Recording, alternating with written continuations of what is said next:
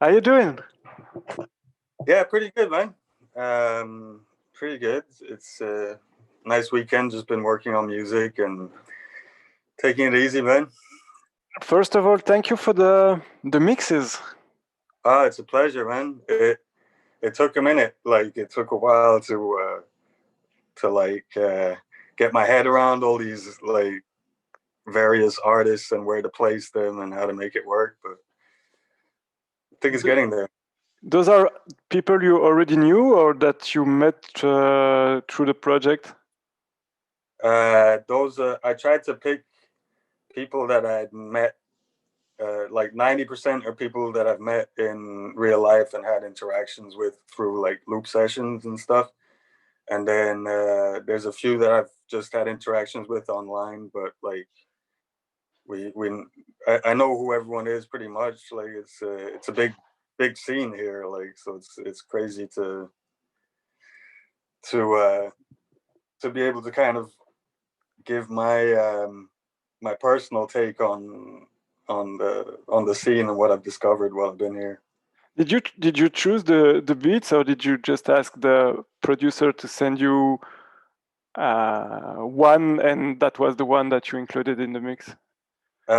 In general, first I asked for like um, 2 or 3 beats each, Okay.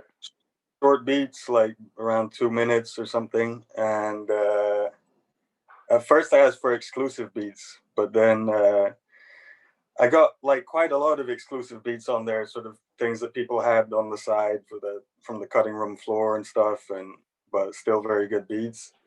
But then to complete it, I got some stuff that was already released as well. So it's a bit of a mix of both at the moment. But yeah, I got in touch with pretty much with everyone on there, and they were excited to be a part of the project, basically. And I explained a bit what you know my experience with Laid Back and what the impact it had on the scene and stuff like that. And I basically told them like if you wanted to introduce yourself to like a new public, a new audience in Europe, like give me a beat that kind of represents somehow your sound and that is sort of within the hip hop beat making world. Like that was it. I try to put a bit of everything on there. Um, from what I hear around me, there's probably a bit less uh, of the trap side represented on there Mm-hmm. because that's big here. Like Okay. there's a big But trap scene. and is it a different scene or is it? Yeah, there's crossovers and people. Yeah, everybody kind of comes together, and then you have certain artists that mix like the trap sound with sampling and stuff. There's really cool crossovers too between the scenes, and there was also like Kate Trinata has had a big impact on the scene here as well. So there's a lot of um, how would you say that? Like People influenced by his work? yeah, like sample based, housey, hip hop type stuff, and big Jay Dilla influence here as well. Everywhere. Yeah, of course, yeah, Yeah. yeah. It's a bit of a mix between those genres. There's also like I tried to represent that a little bit. There's before I arrived here, the sort of underground parties where Kate Renata first uh, got his feet on the, on, sur la scène et tout ça. La première fois qu'il faisait des soirées. I believe that was with Art Beat Montreal, because they had a series of parties where it was like a round table of beat makers, and I believe it was sort of fairly open to newcomers as to like the veterans of the scene, and you had the people from À la Claire Ensemble involved in that, Ken Lowe and V Looper. You had Kate Trinata as well, Dr. Mad, who's on the tape there, Sev D, who's on the tape as well. And they kind of really sparked a scene that bubbled up up till like people like Kate Trinata and High Classified like broke through. And on the international scene. So that's like the let's say the precursor to loop sessions, because a lot of those people were involved then in loop sessions, Mark the Magnanimous and all that. And during that first initial scene, they coined a phrase called pew pew. There's a couple of tracks that kind of represent the pew pew sound. I think the Blue Nose track, I'll give you the track list soon. You'll be able to see, but the Blue Nose track kind of sounds like that. It's like Dilla sound with weird electronic shit and just like, yeah, sort of futuristic sounds, I guess. So pew pew is still a term that people use these days. Yeah, I think a lot less now. I think it was really a sort of 2011 to 2013, 14 type thing. I'm not sure the dates exactly, but roughly around then, and it's evolved into other things as sort of. Yeah, it's always like that. One trend leading to another, etc. The loop sessions are still going on. I mean, I know these days are a bit strange, but other than that, it's still yeah. It's online at the moment. It's been online, I think, since March or April. Okay. So it's the same principle, but everybody stays at home.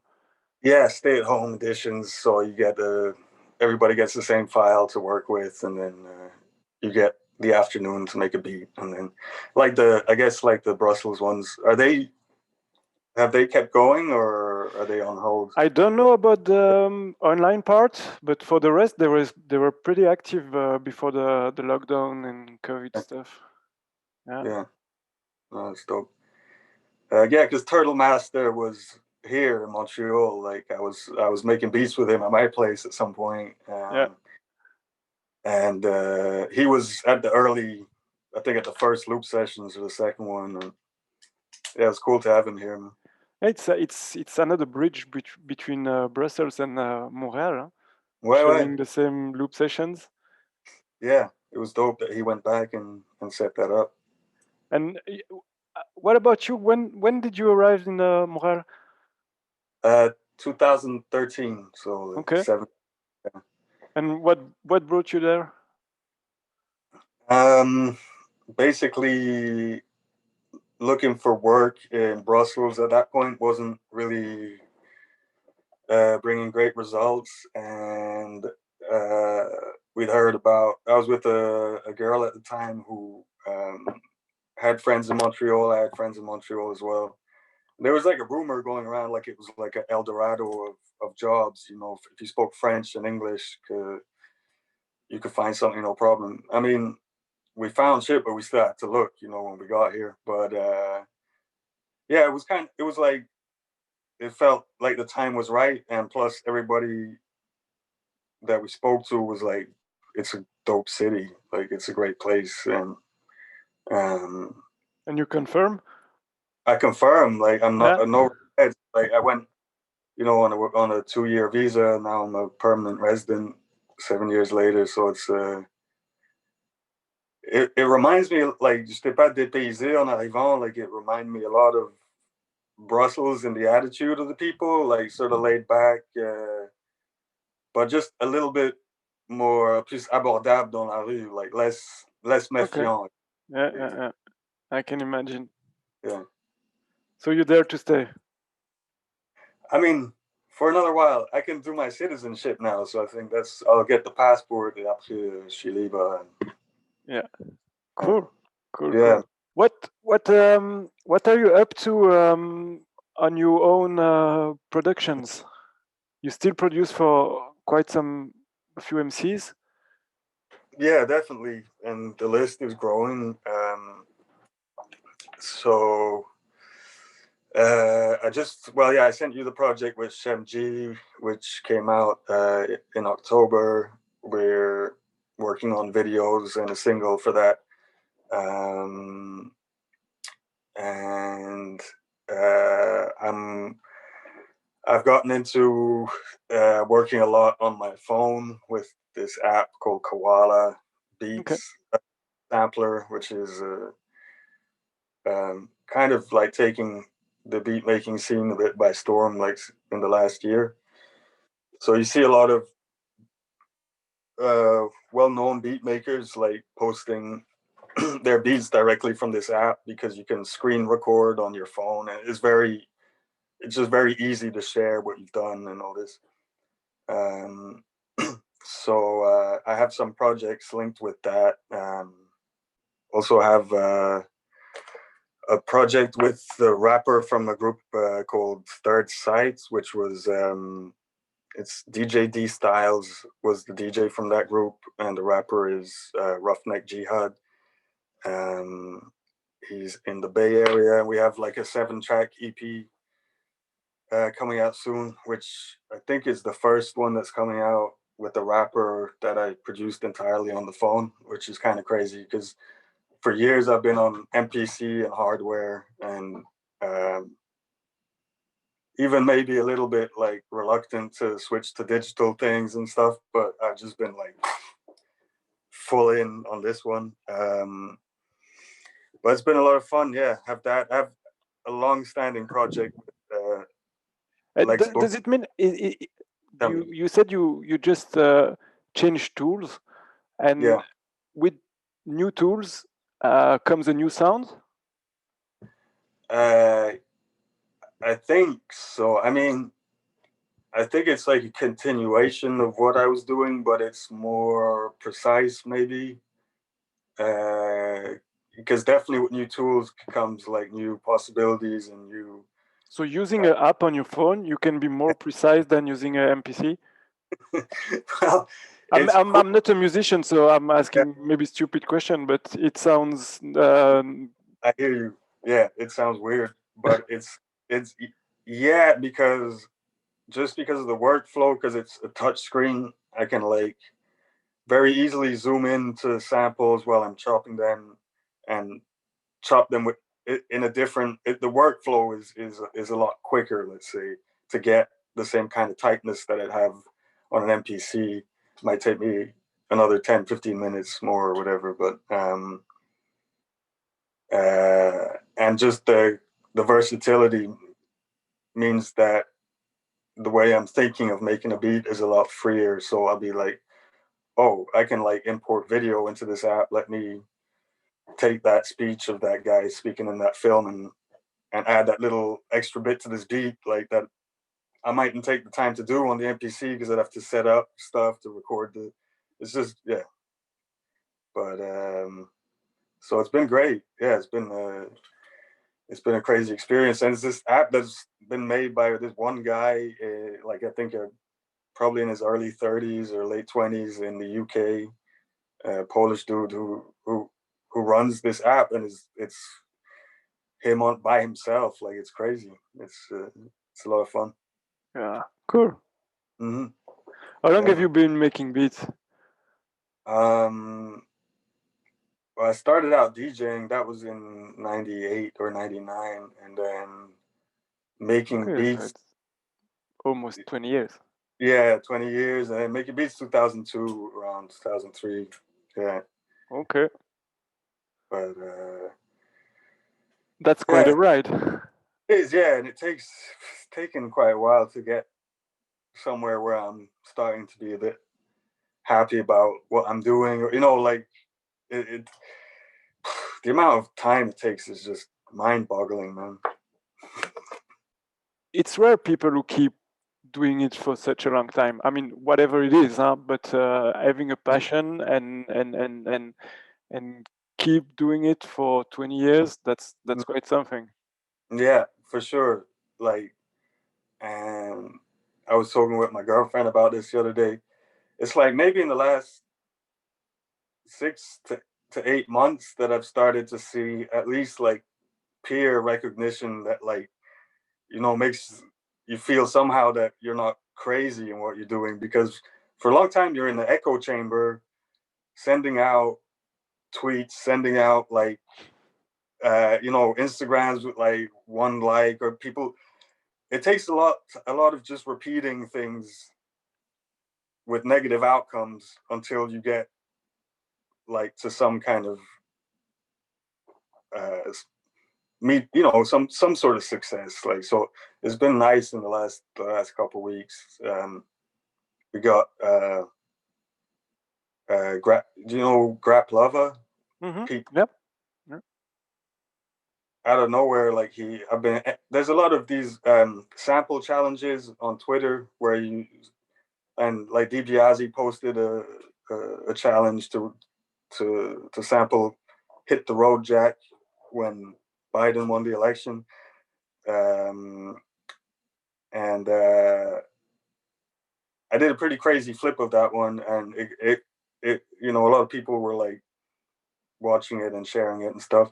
And like a whole week later, out of nowhere, like Grap Lava comes out, like retweets my beat and is like, "Yo, this is dope. This app is crazy." Like, and 2 days later, it's like, "Yo, I downloaded the app. Like, I'm trying to get nice like you guys on this stuff." Like, so it's you know, it's little things, but I always think of 16-year-old me going like, "What the fuck, man?" And you know, 37-year-old me still goes like, "What the fuck, man?" But it's nice. Like, that's what maybe comes after 20 years, I guess. But yeah, it takes time. What got you started? How did you start DJing? I was watching. Oh yeah, I think it was like listening to stuff. Like there was a compilation called "Return of the DJ." It was like scratch DJ, seeing people scratch and hearing people scratch. And at first, like, I remember we saw like a pair of Technics going for sale in the Vlan, like the newspaper. I think it was for like 1,100 Belgian francs or something like that, like in Antwerp. And like me and my best friend, I don't know, we somehow managed to probably twist our arms on our parents to like split 50-50 the turntables, and then like we had them 1 month each basically, and we switched them over. But yeah, I was very into scratching from the beginning, and I actually did a workshop with back in the days with Shed from Boogie Down Record, Boogie Down, yeah, the store. And I ended up working there for a couple of years, actually, on the weekends doing the DJing and selling records and getting involved in their shadowboxing parties and stuff like that. So that was fun times in Brussels, man. But yeah, haven't heard from Shed in a while now. Anyway, yeah. So yeah, scratching really got me into DJing. You're still scratching these days? Yeah, still doing like basic scratches, you know, like Premiere style stuff on hip hop tracks and things like that. I'm not so technical, but more with the musical stuff, I guess. Yeah, so we need to decide on a title for this mix. Yeah, for sure. The art part. I like the chronicling the Montreal beat scene. Or okay, but if you like it, then that's it. Yeah, no, that's good for me, man. Okay. And I think Chris is working on the design, so that's I'm looking forward to see what he's gonna bring. Tell me a little bit about him, so we have also the opportunity to introduce him. You told me he was the owner of the cafe that was hosting the first loop sessions. Exactly. I went from knowing like maybe one beat maker in Montreal to suddenly knowing like 10 at the end of the first night, you know, and it was just revolutionary for me, basically, that. But yeah, Chris anyway is the owner of 180G. And the first location was already probably too small for the event, but that's what made it kind of nice as well. So I remember one particular event, there was some of us in the kitchen at the back. Like I had my MPC on the oven, like that they covered over, and I was making beats on there. It was a good vibe. But it's basically a cafe that sells records. They do food as well now. They've moved location twice since, and now they have a dope spot with the kitchen next door that's run by a chef and an excellent record selection that's always up to date, and then great coffee and some great beers as well that they sell there. So it's kind of a scene meetup place. You often see someone you know there from the loop sessions or these kind of things. Very welcoming. Chris is got a shop / bar, but is also a graphic designer. Yes. So, for instance, well, they do T-shirts. Like this one. All right. Yeah. And they do the beers that they sell are the ones that he designs the cans for. And he's done record covers. He does flyers, all that kind of stuff. Yeah, I love his artwork as well, and I'm excited because this will be the first time we're managing to work together on something, and it's always been on my list to work with him on something. Cross the checklist after that. But yeah, he's a great guy as well. He's a good friend. One of the first people I could kind of nerd out to about hip hop and beats and stuff. So he knows a lot about the music. Oh, it's really cool to have him on board. Because I suggested a few people that we could contact, but obviously it's way better if you have your own connection, and this way it really makes sense to work with him, especially as he was linked to the loop sessions, etc. That's dope. I appreciate you being open to that, man. Yeah, I think it does make sense, definitely. I'm really looking forward to share the mixes. Yeah, I really enjoyed listening to them, and I'll be really happy to share them. Yeah, I went from like being really excited about this mix when I started first getting beats submitted to me. From some people also that I knew a bit, but I was like, whoa, he's down to send me a beat, or she's down to send me a beat. To then having probably around 40 submissions and being like, damn, that's too much. Too much. Like, what have I got myself into? This is stupid. And then like thinking like, okay, I think I have something, and then like listening to it a month later and being like, this is horrible. I can't, like, my ears are tired. I don't want to listen to anymore after like half an hour. I got to rethink this. And then the whole pandemic shit happened. Everything got put on pause a bit. And one of the artists hit me up like a month or two ago and was like, what's going on with that? And I was like, oh yeah. Some extra pressure. Exactly. And then it was like, then when I split it in two, I was like, yeah, okay, cool. I can see it now. And then, man, then the stupid shit happened of me being like, oh, what about this person and that person and this person, and like a whole other list of people like that I'd forgotten about suddenly got it added in the last month, basically, and then it's done now. It's over. Don't touch it anymore. Done. And if you need to add other people, it's gonna be a volume 3. Yeah, part 3, exactly. Cool. But yeah. Excellent. I'm looking forward, and then really thank you for the artwork you put into it. It's a pleasure, man. It's like a pleasure to be able to at least give a slice of the Montreal scene. I know I forgot people. I know it's not exhaustive, but it's linked to my experiences here, and it's been dope to document that. So thanks for the opportunity. Have a nice Sunday afternoon. Thanks, dude. I think the last time I saw you was in London, I guess, in what was that, in 2010 or something? 11? I can't remember the party with Mixcloud. Yeah. I think it was 11. Yeah. It was almost 10 years ago. Man, that was crazy. You didn't change. You don't change. You neither, man. No. Keeps us young. Yeah, exactly. It's great to see that that laid back is still going and everything's going. It's not really going on, but it's people like you who keep it alive. Actually, I'm not launching any new project, but when people contact me and offer me a project, I never say no. So I mean, I need people to come and let's talk about a project. And if there's nothing, there's nothing. I'm not gonna make myself sick about it.